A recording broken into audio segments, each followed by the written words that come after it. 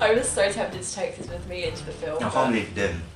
I wouldn't have been allowed. Just take a big bag. You could just whip it out. I would not have been allowed to take this with anyone. I could have hit those kids next to us that were talking. Yeah, though. I fucking could have hell, like oh my got God. them. Jesus Christ. You're about to throw one of them downstairs. They pissed me off. They were out way past their bedtime. What parents allow their like 12-year-old children to go to the film on a school night that starts at 12? Like that's not okay. It's just not okay. I'm gonna be such a horrible I parent. mean, we both had work. But we're adults. We can do what we want. Oh yeah, we're such adults. Me? I'll pass the hammer. When you've got the hammer, you have You to can speak. talk. Oh my god, we can actually do that. Force hammer of speech. Oh, you're allowed to speak when you've got Milner. Okay. How do you spell Milner? It's like M-I... M-I-J. It's a J. I get confused with James. Mil. N-I. It's got an R. It's got an R in it. Yeah, N-I-R. It's like O-R-N. Mil. It's got an L in it, Milner. I think it's M-I-L, what? J-N-I-R. Should we Google it? Yeah. Milner. Because we already need to know this. I want a pretzel. Can you feed you one? Milner. Don't put it in. Oh, it's a cold. Don't put it in. Oh, here we go. It's disappointing. Full hammer. No, we got it so wrong. Real new. There's a J in it though. And an L. And an L. And an R. Yes. We got all the letters. I'm dyslexic, this is not fair. You're giving me a Nordic word. You're better English than me, and I'm right. And I'm not dyslexic. I'm the brains for this I'm duo. not better at English, I got like a C in there. You're the brains, I'm the beauty. Obviously. That's what they will come for. Yeah. Your beautiful face. Face of an angel. I feel so extra drinking from this. I know, I kind of wish I had it. We literally just... This is like what we would do normally on a weekend, because we're fucking weird. We don't go out.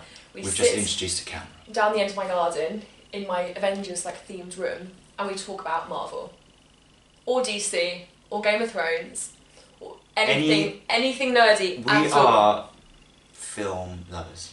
Film critics. Wanna Or be. we like to think we are. Yeah. Doesn't everyone? I know, but then we like... Everyone go somewhere else. with the internet thinks they're True. a film critic. True. But we are, you know. We're not fake critics. So we'd literally be doing this anyway. So we just thought we might as well video it. We're making our new channel, Cafe for Nerds. Cafe for Nerds, because we know we're so cool. We thought we might as well. And I think Have a we put drink. cafe because we're always drinking, but it's not like coffee. We've got Prosecco. Classy. Classy. And I'm drinking it from my Infinity Gauntlet, and you're drinking it from... Infinity War mug. which... With all the characters. So, we're just best friends, and Yeah. we... How, like, yeah.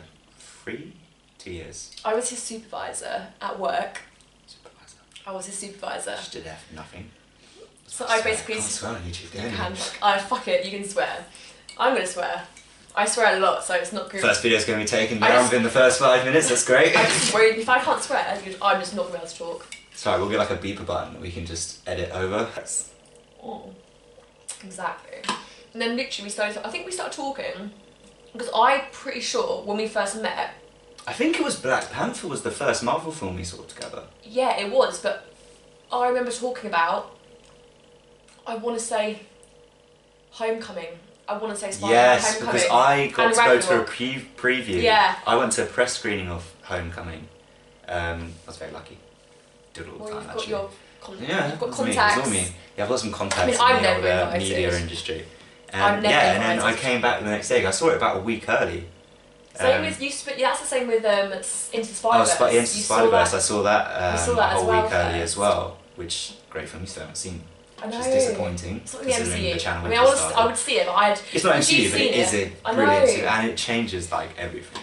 I mean, I know what happens in it because I watched loads of like videos Yeah. on YouTube. Anyway, about it's not it. really one of those things that can be spoiled for you, but it's just an enjoyable film.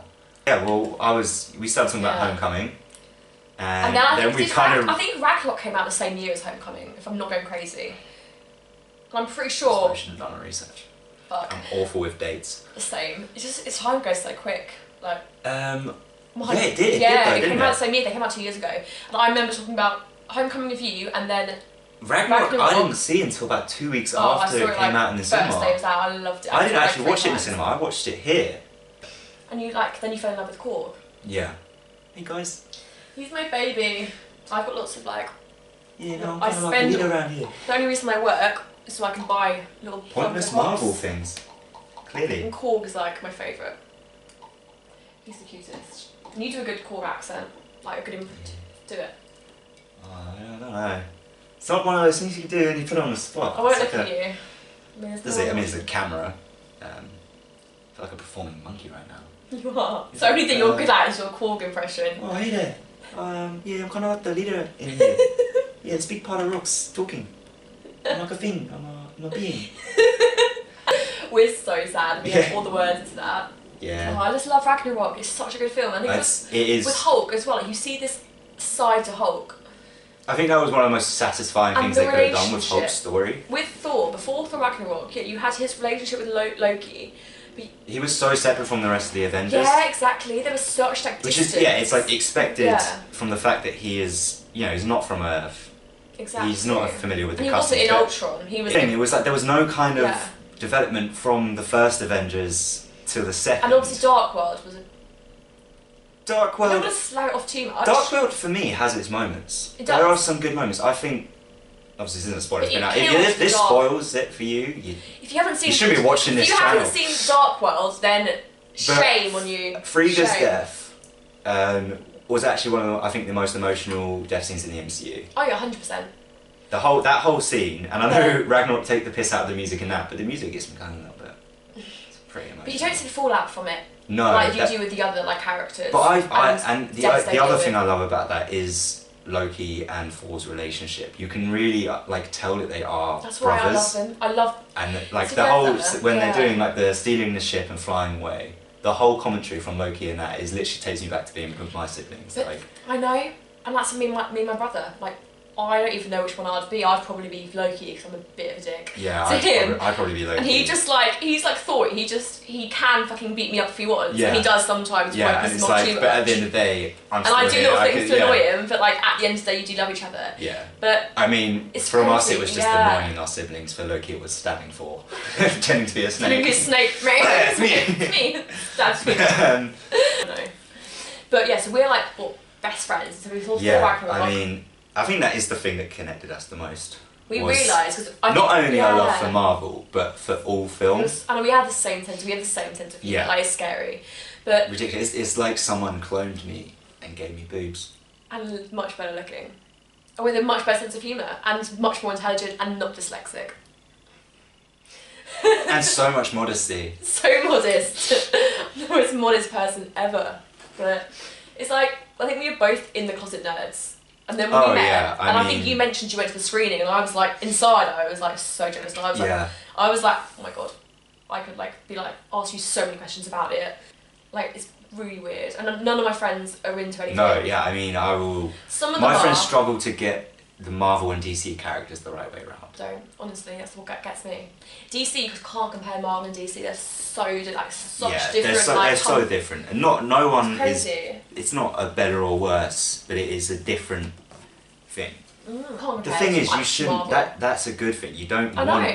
You need variety in any industry, and especially in film. And you need some evolution. I mean, no one wants to be seeing the same thing every single time. And that's what annoys me, because I feel a lot of people who don't like Marvel, 100% fair enough. You're not into superhero films, and you think that some people think it takes away because the amount of money that goes into them takes away from the sort of arty side of film and the drama. Yeah, that was was it James Cameron? Yeah, and he basically was saying, saying it's how it's been dragged out, and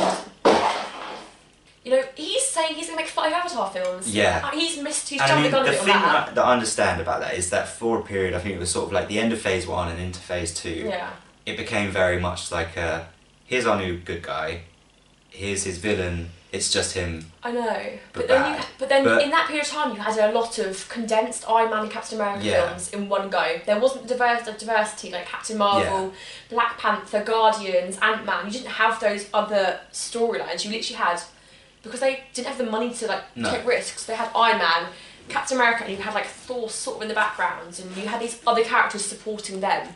But looking back now, you can't say, even if you don't buy into Marvel or the MCU or any superhero films, you can't say they're the same. Opposites, and then there are very similar ones. But you gotta understand, like, with Marvel films, not every single one is a hit. There are the bad ones, like For the Dark World. You got Captain Marvel, which was very sort of like some people liked it. Broken on the opinion there. I fell asleep. Yeah. Shamefully, I admit. I was kind of jealous of that.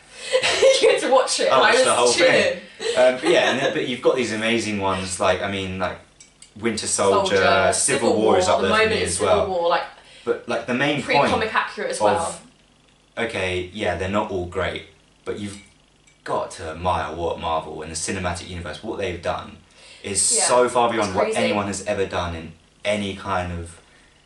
Well, there's not really been another universe. Because I think you get the action and you get the comedy. The comedy is spot on. It's not American. It's not English. It's so universal. Anyone can laugh at the jokes in the Marvel universe. And you don't even need to have watched the previous films. No. But you get that emotional buy-in. Like you're so committed to these characters. Yeah, and that's the thing. Like there's obviously there are these films that are everyone different people can enjoy. So you've got the comedy ones. You've got Guardians. You've got Thor Ragnarok.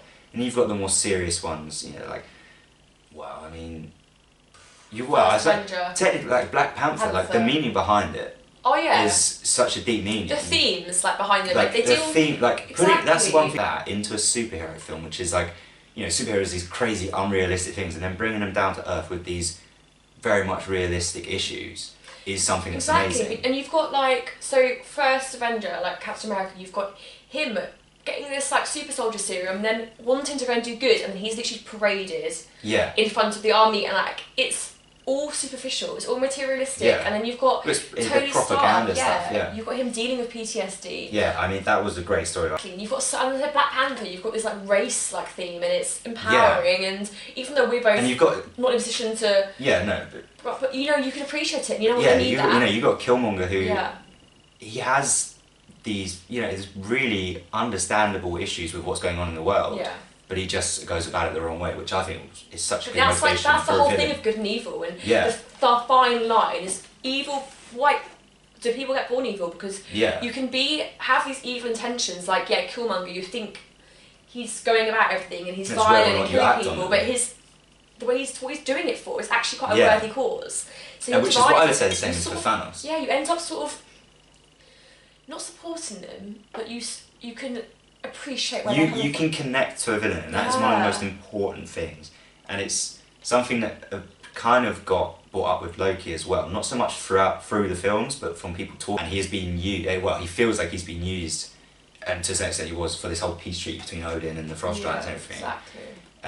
And those are the good villains that come out of it. I think it's a big thing in Marvel films is actually, when Loki and also with Nebula, I think the thing that really gets you is when they put aside, Nebula and Loki both being villains, but they come around, in Guardians of the Galaxy 2, and then obviously in, I'd say Infinity War, you have them realise actually that they're Nebula and Gamora are sisters.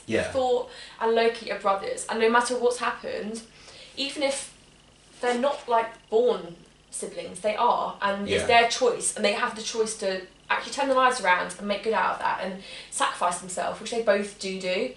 And I think that's so important. I know that is proper English, isn't it? It just doesn't sound right. No. Which they both do. Yeah, just leave it as that. It's the Prosecco, Yeah, it's this last of the bottle. I know how much you like your drinks, so. I love alcohol. I've just got an issue. I'm a functioning alcoholic. It's all good. But literally, so what we went and saw. Black Panther. You'd already seen Black Panther before me. I know, and we went. And I hadn't seen it. We went to Spoons. We went to Spoons. If you're not from England, Spoons, we call it Spoons, is a pub, like a bar if you're American, or a collection of fans right now. No, we're developing. It's a really cheap pub where you can get cheap drinks, and you can get food. You'll probably get food poisoning, but it's cheap, For the price though. It's worth it, and then we went and saw. I was a bit drunk. We went and saw Black Panther, and then we've seen, I think, every Marvel film together since then, which hasn't been that many, but we've seen probably at least twice. Even if it wasn't the first time. And we've come round here and we've had a lot of movie nights with like one of our other friends, and we've just like binged Marvel films. I hate when people say that comic book films aren't like great films because of that, but they are. You can say that we don't need to explain it. The fact you don't need to read comic books to watch these films. Everyone, so many people, thousands, millions of people have watched these films for 11 years. It's like, that's our childhood. Like, we're both, you're 21, I'm 20.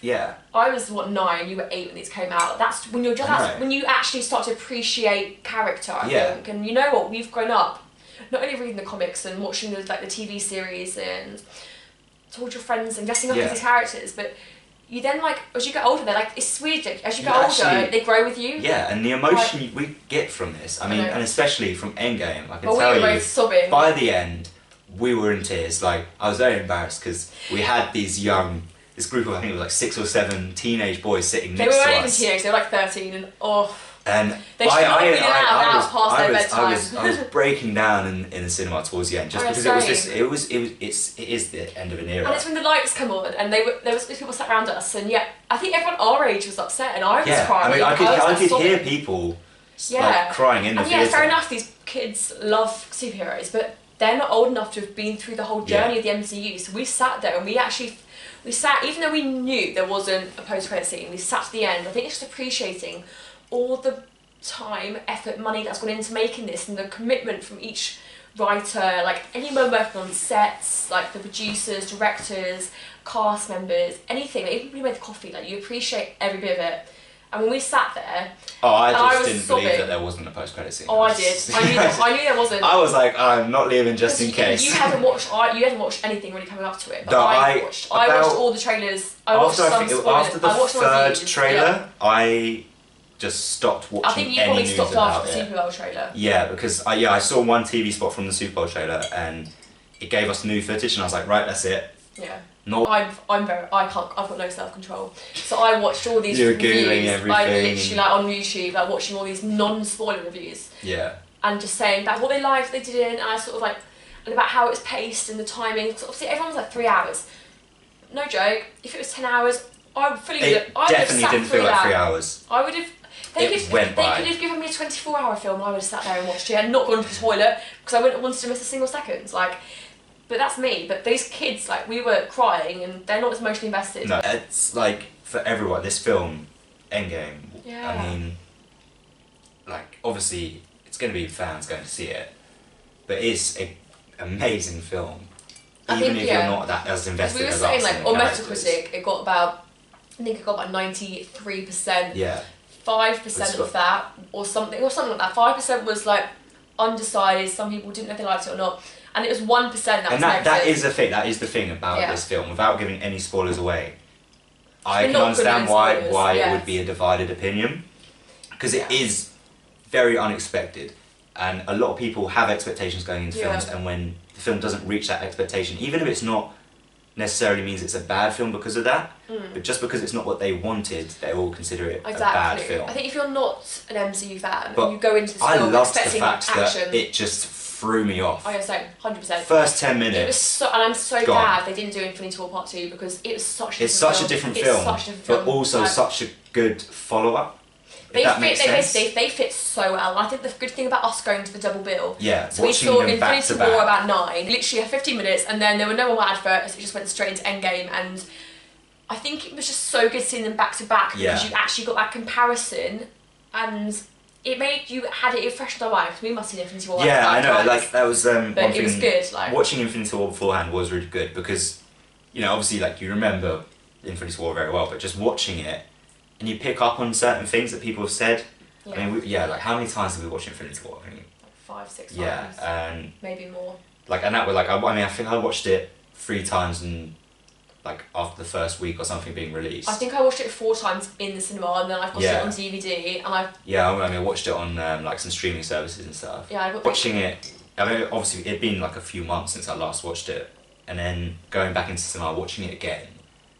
It still works the same way, like and it still has the same emotions. Emotions are the same. You get when like a film's good, like one the music score, but you get like certain scenes. Like obviously we can spoil Infinity War, like Gamora. and like Thanos getting thrown off, like you get goosebumps. And when Peter Parker and Tony, and he's like, I don't want to go. And that is. And you're watching it, and you're going, you still get goosebumps. And I've seen it so many times. And that is going back to the whole like, comic book films aren't real films. Is then they are the emotion given and the quality of it's incredible. Like, and it's like these are proper emotional. Robert Downey Jr. is the core, like, of the Avengers and of the MCU, and they like you were saying earlier, when they cast him, he was some washed up actor. He's been in John Favreau has been in rehab the studio. Yeah, exactly. He had to beg the studio to hire Robert Downey Jr. because of obviously his history and it's of alcoholism, drug abuse, imprisonment, everything. Exactly. But and look at how it's worked out. But you see that, like, it changed his life. I don't think if Robert Downey Jr. hadn't had the MCU, I don't think he would be half the man he is. He wouldn't be half the man he is now, and he wouldn't have that success story and that love and for life. Yeah, so if he wasn't half the man he is now, he'd be a very tiny man. He'd be a very tiny man. Like 3 foot tall. He's not that short. He's tiny. He's not. How tall is he? He's like 5'4". No, he's not. I'm 5'4". Google it. Googling it. How tall is Robert Downey Jr.? Honestly, So I've got a massive crush on him. Like, if he's 5'4", I'm gonna cry. Like, I'm gonna edit that out so that people watching this don't think you're massive weirdo. I went to go see it again last night, Friday. With your and I have to admit that it's good to sing it with someone else as well, because you get their perspective. And it wasn't. I don't want to say it was better the second time. But I think it was almost like you pick up more things. Yeah, and it was. I was kind of thinking, obviously, after seeing it so soon as well. Afterwards, again, I was thinking, oh, like I'm gonna be a bit like, okay, I know what's about to happen, but the same moments, like I laughed at the same jokes. Again, like they're just as funny. Like that is the one thing that, obviously, like we said that you've got these Marvel films that have their humour, like Ragnarok and the Guardians. And it brings that humour together. It's got a balance. It's got like Thanos, like everything as it's perfectly balanced. Yeah, as it should be. Honestly, if they hadn't had the humour, you would have missed that, because that's what we've known recently. But you only get the humour because you understand that actually there's more to it than that. And I think a lot of the characters in the film, obviously, we're not going to do spoilers yet. We'll do another video later on in the week, we'll with do spoilers a full recap it's of so hard. Endgame. It's so hard not to talk about. We're having to think about this, so it's so difficult not to say anything. But there is the humour side of it, and I think the humour is so on point. Obviously, on point if you like the MCU humour, which we do. Like we. I don't see how you couldn't. I mean, if you take everything too seriously, you won't like it. But like. I mean, I know there was a few criticisms of Ragnarok, of it being too heavily comedic.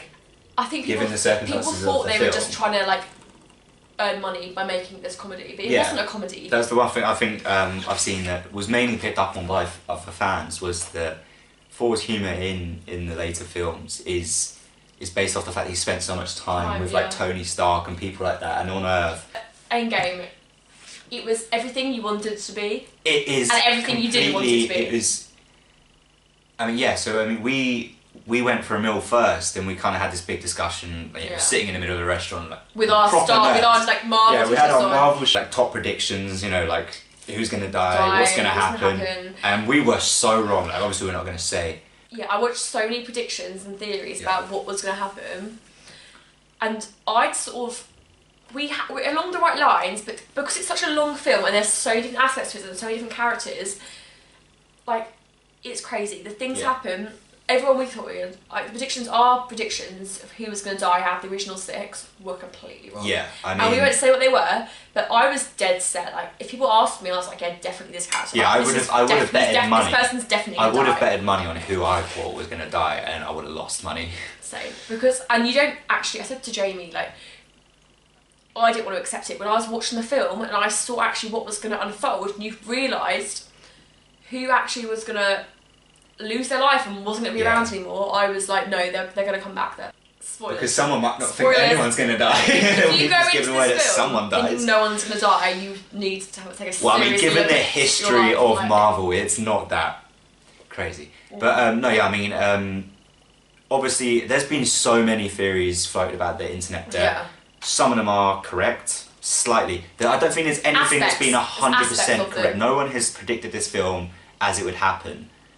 Or like even if they have, the circumstances of how it happens. But it's so much better than you could predict. It's incredible, and they've taken. It's literally 11 years, and they could not have. No one else could have done the same job because they know the MCU inside and out, and they've been there, and there's Easter eggs and there's references throughout the film. The Russo brothers have been involved in the MCU since 2014 with Winter Soldier. It's crazy, and that is one of the best films. And then they come back again for Civil War, which is also regarded as one of the best. And then Infinity War, obviously. Yeah, and Infinity War, and which was, you know, it left people shocked, the ending. I mean, they are amazing directors anyway. It's just, I think it's like a payoff for the fans. We've been there. Endgame is one of those, it's a fan service film. It is, but the thing is, it's not like... But it's not, if you were a fan but not really that interested, you would kind of think like, oh, they're just doing this to pander. But it's one of those things that, this is the end of an era. They are kind of just giving us what we want, and it is... It's not... It's okay, yeah. It could be looked at as being silly. There are some points that we've looked at as silly, but it's such a rewarding watch. Yeah, it is experience, like it is. It's not like it's not a film. It's entire, just like. And I mean, people were cheering at some points, and like literal cheer. In America, you get that quite a lot of films. Clapping, and it's like when the people you on holiday and everyone claps when the plane lands. Like, it was people sit in silence, but in this, a moment would happen, and it would be such a good payoff.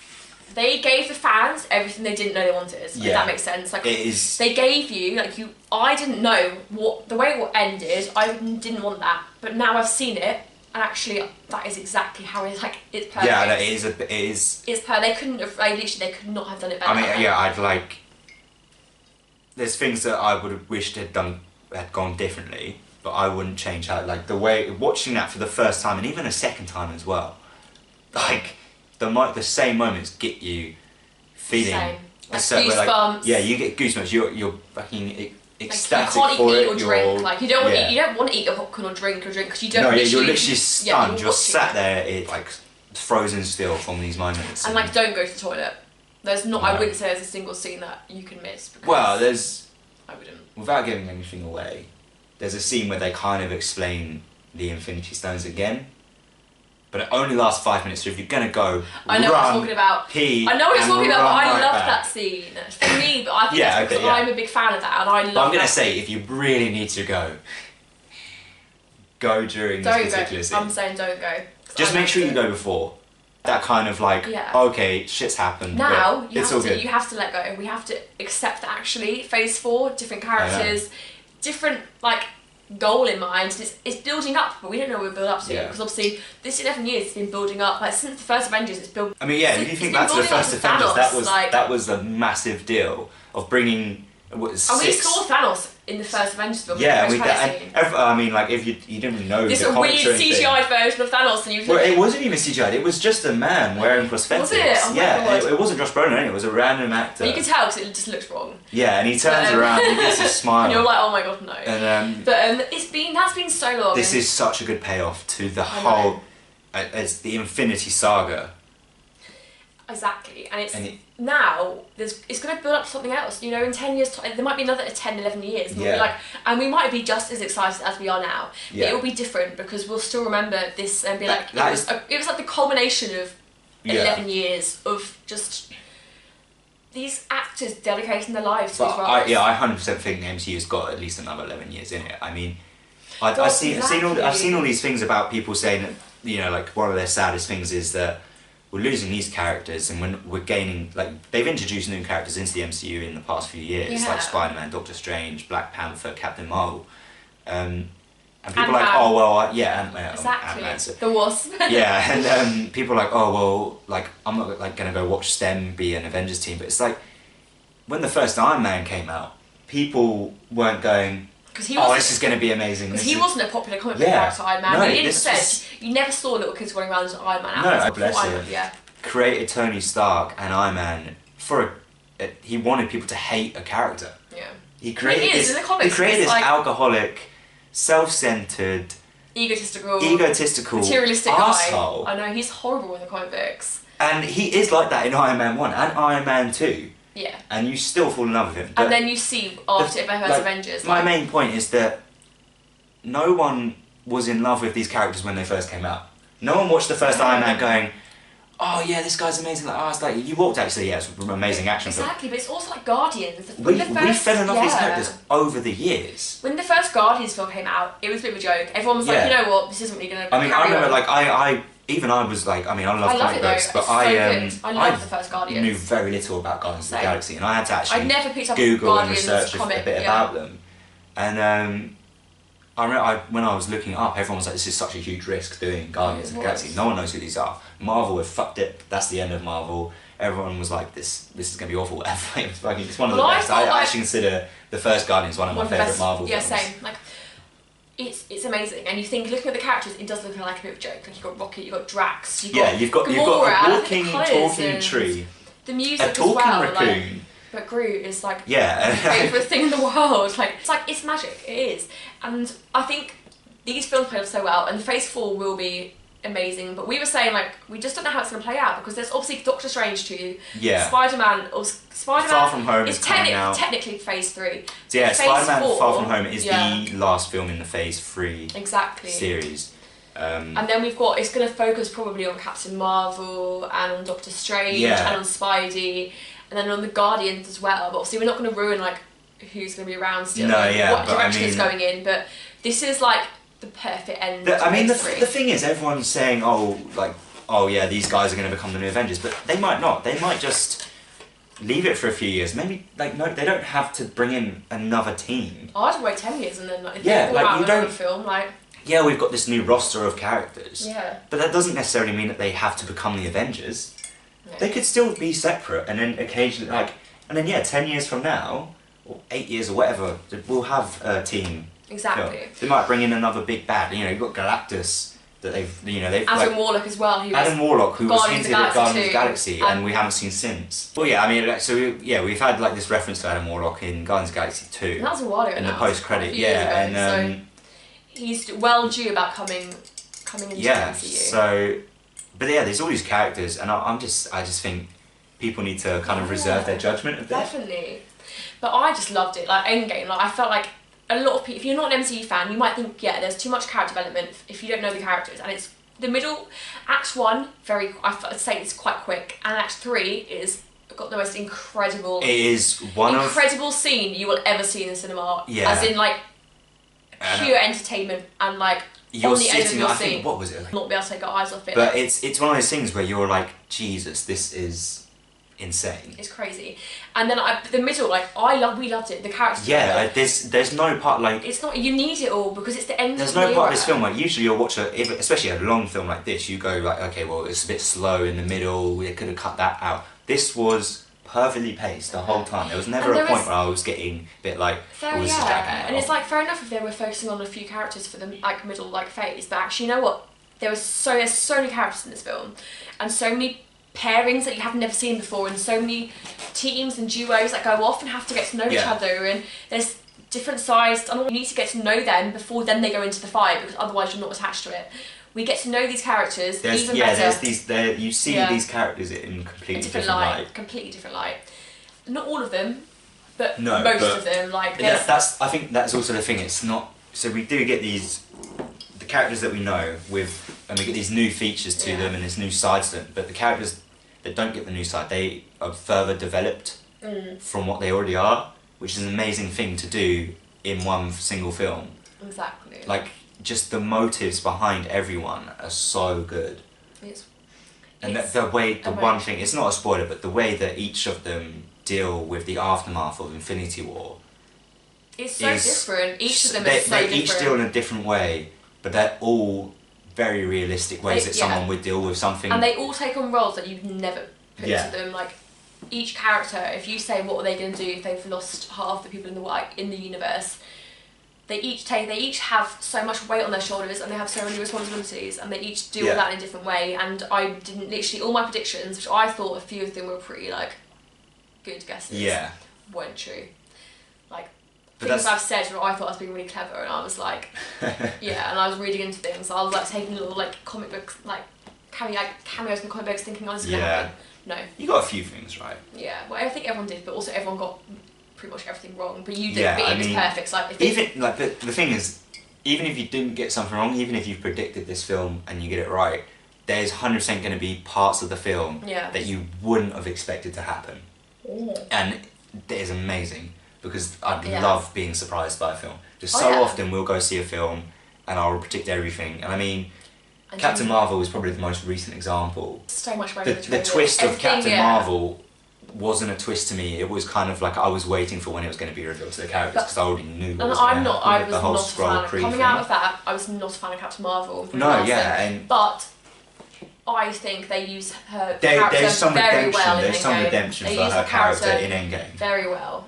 And I didn't expect that, actually. And I mean, and if you did like Captain Marvel, then you will love her even more. Because I didn't like her, but I like her now. I think there's a little bit of progression. I see promise for her in the future. Like, because I didn't like the way they brought that about that film, and we'll probably go into that in another video. Yeah. But they used each character very well, and it was very equal. Because obviously in Infinity War, it was focused a lot on Thor and Iron Man and Tony Stark. and Thanos. Yeah. His story he has the most screen time. Exactly, but now it's the Avengers, and Thanos is the one having to keep up with them. And even though he's the biggest threat, he's chasing after them, and that's not spoiling anything. But it's very satisfying, but also very tense to watch, because you don't know what's going to happen. It's also it's a tense watch, because even though, like you say, he's chasing them, it's like he's chasing them, but he could also catch them at any time. Because he's still this powerful. He's the powerhouse. He's literally the most powerful man without the stones in the galaxy. And he's still got this huge army behind him, and you know what, like,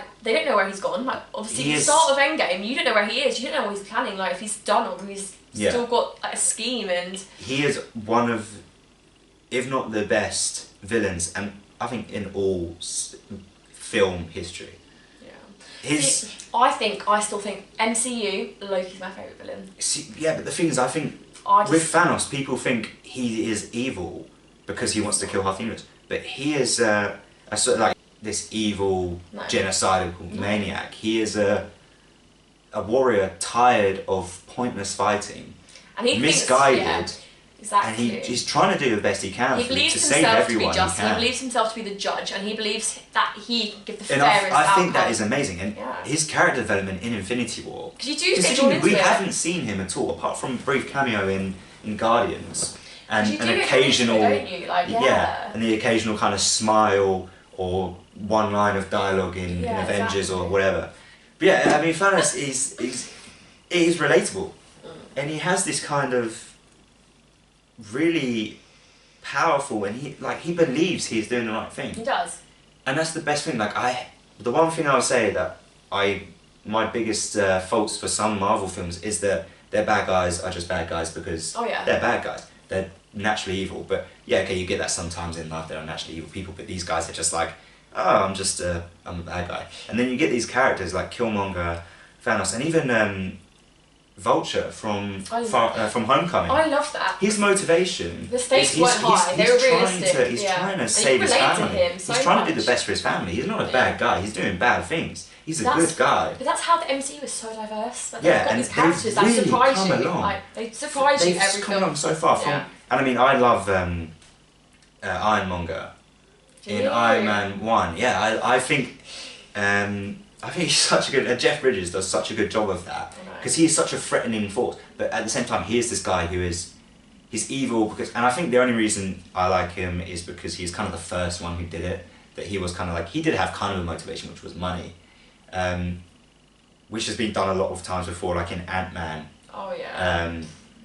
But yeah, it's... I mean, like, you've come from these kind of... Ironmonger, which is just a carbon copy of Iron Man. You get the... Same again, you know, like... Thor, Loki's different. But he's not so much like... I think at the time when people watched the first four, no one really understood the character of Loki. They kind of just put him down as he's a bad guy. He was like a side character, because you didn't know what he wanted, but he doesn't... Yeah, I mean, Loki's been developed to now that you can look back at the first four, even if it was unintentional by the director or the writer or anything, and you can see that kind of progression through his character. I think the thing with Loki is he was never going to be content with anything, so you couldn't keep his story going because like Battle of New York, he was doing that for power, and then since then, like, even if he could get, like, in Battle of New York, a little bit of power, he would take advantage of that, and he would throw anyone under the bus. It's because it's what he's known. But it doesn't go anywhere. Exactly. Odin only gave Thor like recognition because he was the powerhouse guy. He was the strongest. So Loki was like, okay, I'm not the strongest, but I'll have power in this way. Manipulation. Yeah, exactly. and I mean, I think anyone can relate to that. Like you will. And deception. He was so deceiving. If you are trying to get kind of acceptance from someone, especially someone like who's your father figure. Yeah, it's like at the time it wasn't just a father figure, it was his father. Exactly. He went his whole life thinking it was his father. And everyone knows how it feels in a way to live in someone else's shadow. Like, even if it's not a family member, it's someone you work with or a friend, or you feel like and I mean there's people who will go like, okay, this person's better than me, that motivates me to be better, and there's people who kind of become sour and cynical because of it, and that's such a good character development of Loki to Infinity War. So, with energy. Go on. I've lost my track now. But yeah, so back to Endgame. It's gonna blow your mind. It's gonna make you cry. It's gonna make you cheer and laugh. It's gonna make you cry a lot. It's fucking like incredible. Like everything. Like you said, like the CGI, the music score, the like the colour, the palette of the film. Yeah, I mean, and I've like. That's the one thing I would say. I don't know how Captain Marvel failed so bad at this, because Infinity War, of course it's different directors, but you take inspiration. Yeah. But Infinity War for me, some of the shots and particular scenes in that film are literally like watching a comic book film. It's like a comic, like a page or something. Sorry, it's like an illustrator has just drawn that and put it on a big screen. And it's just everything, like from the colour to the tone of the film and everything. It's just so amazing, and that follows throughout Endgame as well. And there's a particular scene which I won't talk about in detail, but there's a particular scene towards the end of the film, and it's one of these kind of like zoomed out shots, and it's just like it's fucking amazing. You can't quite believe it's happened. You watch it and it's better than anything. It's like I almost wanted to pause the cinema just at that point and just kind of like look at it. And that's why, like, even though you said you thought it might be, I knew there wasn't an end credit scene, but I still had to sit there and watch just to have 15 minutes of just like sitting there. Oh yeah, I mean. And like actually processing the whole like experience of it. And do you know, I'd love the fact that there's no end credit scene. Oh yeah. Because it just really kind of enforces the idea that this is the end. It really brings it home that this is the end of this story. This is it. There's no more. And you think like, don't expect anything else from these guys. There would not be a post-credit scene that you can put in that would live up to. Like obviously the only film that is coming out soon is Far From Home, and it would be kind of just shoot in. It would be misplaced. But we've got a theory, we think, because Far From Home, after watching Endgame and seeing what happens in Endgame and the reaction and what happens, I can't believe that's going to set after the events of Endgame. And there's particular lines in Infinity War that make me believe that it is set before Infinity War. We've got a big theory, we think it's set between A Homecoming and Infinity War, because the way it's, the trailers and the lightheartedness of it and some of the lines, and the characters in it, the main characters who are in Far From Home, after watching like the end of Endgame, we can't believe that happens that quickly. Yeah, I mean, unless Far From Home is set a while after. But then again, you look at how he hasn't aged and he's still Yeah, and I mean. Yeah, I can't believe that it's going to be after Endgame. Also, I don't think that the whole world would have gone back to that sort of like joyous let's go on a field trip, because you know what, half the world like died, and obviously everyone knows they're going to come back. Like the snap's going to be undone. Like shut up. They've got, because Far From Home trailer's been released. If they didn't want us to think that like the snap was going to be undone, they wouldn't have released that. Although there's so many to things be fair, like that it was Sony that released the Far From Home trailer, and Marvel were pissed off. Were they? I didn't know that. They were so mad. I thought Marvel released it. No, it was Sony. Sony released it because they've still got rights towards Spider-Man. That's why I hate Sony and Universal. It's like they're trying to cling at any power they've thing. got. It's like, no, you can make them. If you appease Marvel, it sounds stupid. If you appease Marvel, you'll be like, you get whatever you want. But it's like, no, they just want to cause trouble. But it's like, you know what? Watching that and then watching Endgame, I look forward to Far From Home. It will be like a nice, easy watch. But this is the thing, though. So before Endgame, we were racking our brains with theories and trying to work out what was going to happen. During Endgame, all those theories were blown out of the water. Within the first 10 minutes, Endgame, probably. We're left. Yeah, first 10 minutes of Endgame. I'm not even kidding. We had all these theories about the end of the film and like what's going to happen in the middle, like Act 2, and then like I'd say within 15 minutes, and considering it's a 3-hour film, 15 minutes is nothing. Every theory that we had physically couldn't happen because there's something that happens in the first 15 minutes that like fucks that up, and you're just like, shit. You're kind of like. I remember sitting there, and I actually looked at you, and I thought, is this?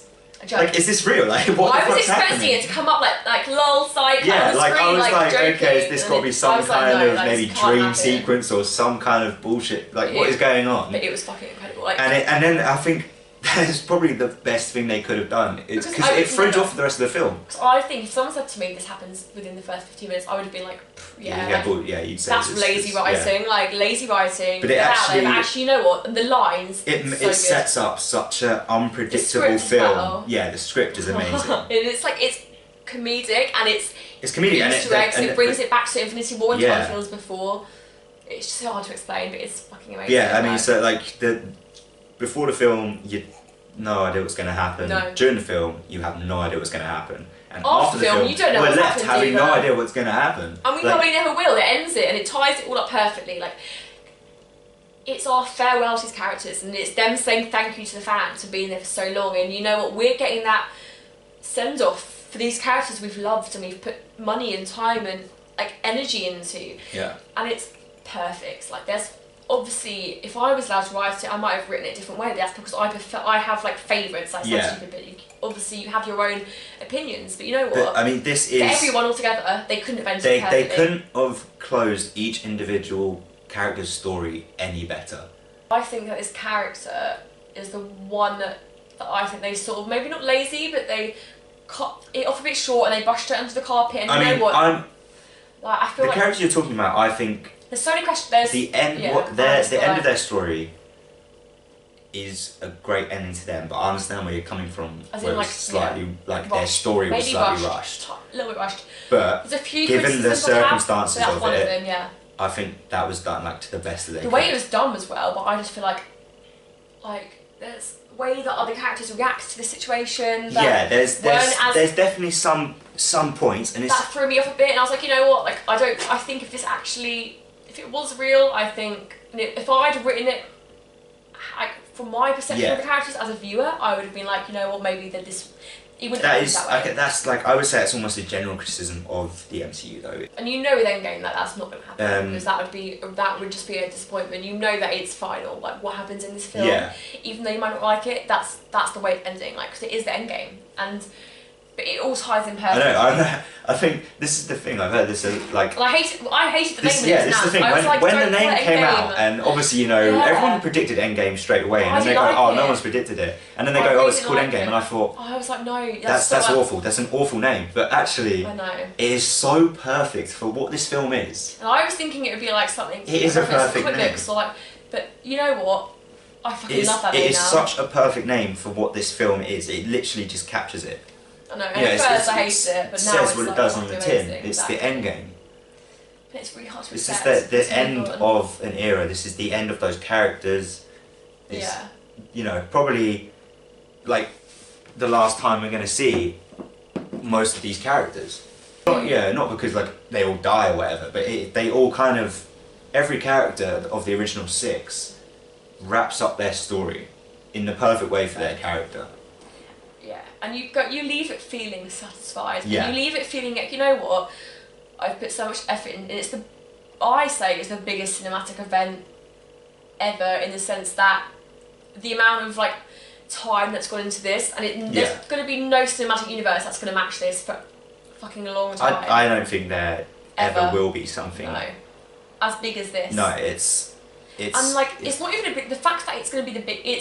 I'm pretty sure like it's definitely certain it's going to be the biggest like grossing film of all time. But it's already knocked. That's not even a surprise. The Last Jedi off top. And it's not even a surprise. You know what? I expect that, and I've watched even that film. It deserves it. Even though we don't pay to go and see the film, because we have like a membership. Yeah, we have Odeon Limitless. So we don't have to pay to go and see it. Think about it. Non-sponsorship video. Non-sponsorship, but it's good. And you get like 10% off food, so we like get through so much popcorn. And I mean, I would Tango Ice Blast. I would have happily paid full price for this film. Oh yeah, I'd pay to go and see it 6 times, like hands down. Like, it's worth the money. Even if you're not an MCU fan, but watching this, you would be, because we've been like waffling on for so long. But it's just it's perfect ending, and you know what? Like, it's emotionally draining, but it's just I can't even put it into words. Like, if you had to say 3 words that would describe this film, what would you say? Satisfying, shocking, and brilliant. I'd go for unconventional. That's a good one. I'd like to change my words. Mine is good enough. I'd say unconventional, tear-jerking, which is one word because it has a hyphen. Oh, okay. Oh, that's a cheat. It's got hyphens, so it's I've got better words than you already. Unconventional, tear-jerking, and I'd say Endgame. No, I'm joking. I know. A lot of pressure on this last word. I know. I've had 2 fucking like solid words. I'd probably say just like gripping, because it is. Jerking and gripping. That's the summary. Jerking and gripping. Sums me up in 2 words. Yeah, there we go. Just be there. It's such a dirty mind. Like, I said tear jerking, and like it is gripping. Like, you're literally like, I'm pretty sure I was holding on to my face. Yeah, there was times I was sitting on the edge of my seat. Like, there's not even like an exaggeration. But I was telling the kids next to us to shut the fuck up because they were talking, and I was like, do not ruin this. Stop swearing. It's a YouTube channel for young people. I'm an angel. Got my halo. I see your horn poking out on top of your hair there. Like Hellgirl. You can't make that reference. You fell asleep during Hellgirl. You literally watched 40 minutes of that film. I know. You were lucky. It's still good though. No. What was it? I'd actually like to do a Hellboy film. Let's not talk about Hellboy. No, but I'd like to do a video at some point. We'll edit all this out, but... We'll do a video about the whole of the Hellboy... Because I like to just talk about the old ones. So trilogy. I watched Hellboy 2 the other day. It's not technically... Why did you watch the second one, not the first one? Where's that?